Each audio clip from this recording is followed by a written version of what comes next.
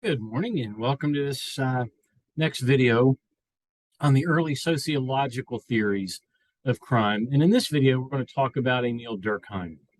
This is going to be a very brief video compared to the early biological theories video, simply because Durkheim is important as a foundation, but very few people, if any, I don't know too many people that actually subscribe to Durkheim's theory today. But very important to understand his theory. So let's jump into it. First, it's important to understand Emil Durkheim. He was born in 1858 and he died in 1916. That means he was about 58 years old. That's how old I am now. Now, he looks a bit older in that picture than I look. I'm hoping you see it that way. But anyway, he was influenced by the American, French, and Industrial Revolutions. So he saw these revolutions and he saw how changes were very rapid as a result of these revolutions. As a result, he developed this dichotomy that he called the mechanical versus the organic society, which we're going to talk about here in just a second.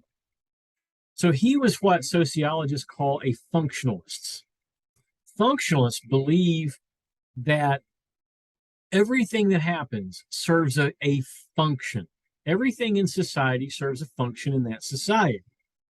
Now, critics of sociological functionalism claim that when it says that something serves a function, that we are reinforcing the validity of that something, that we are declaring that something to be okay. That is really not true.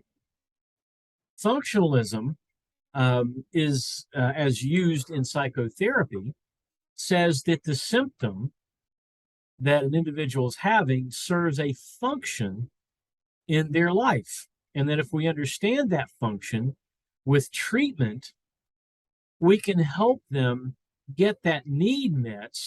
And in other words, find a better way of serving that function.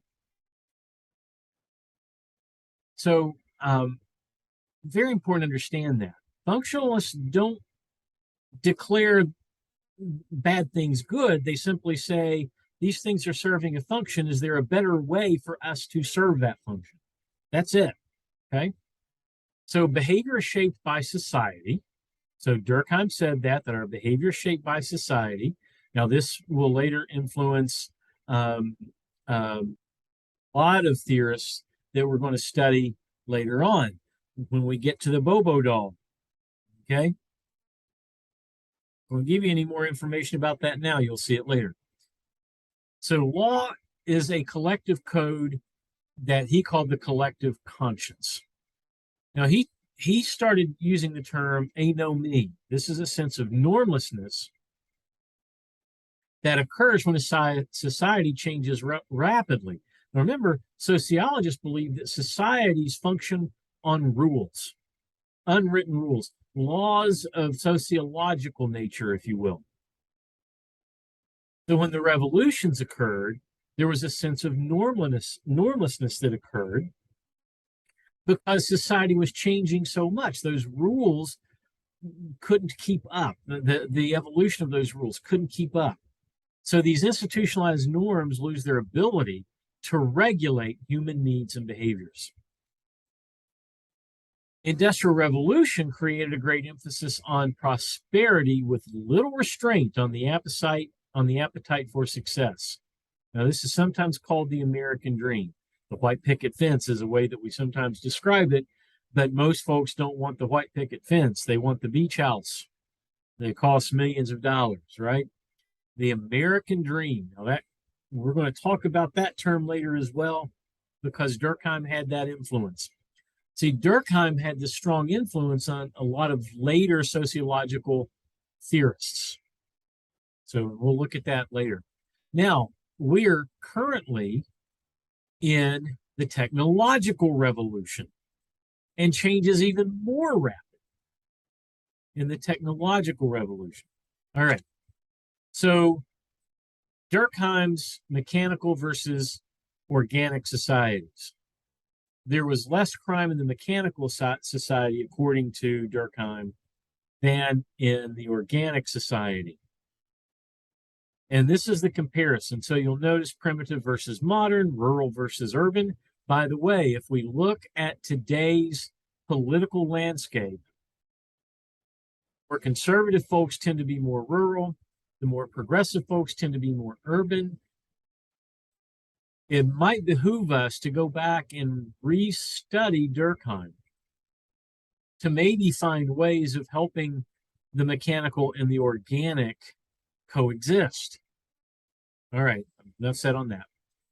So the mechanical society is based more on agriculture, whereas the organic is based more on the industry or the plants, the manufacturing businesses, things like that.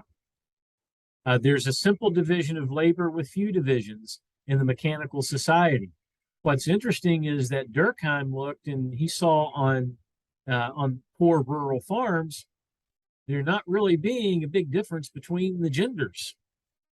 The husband and the wife would both be out in the field plowing and working and planting, feeding the livestock.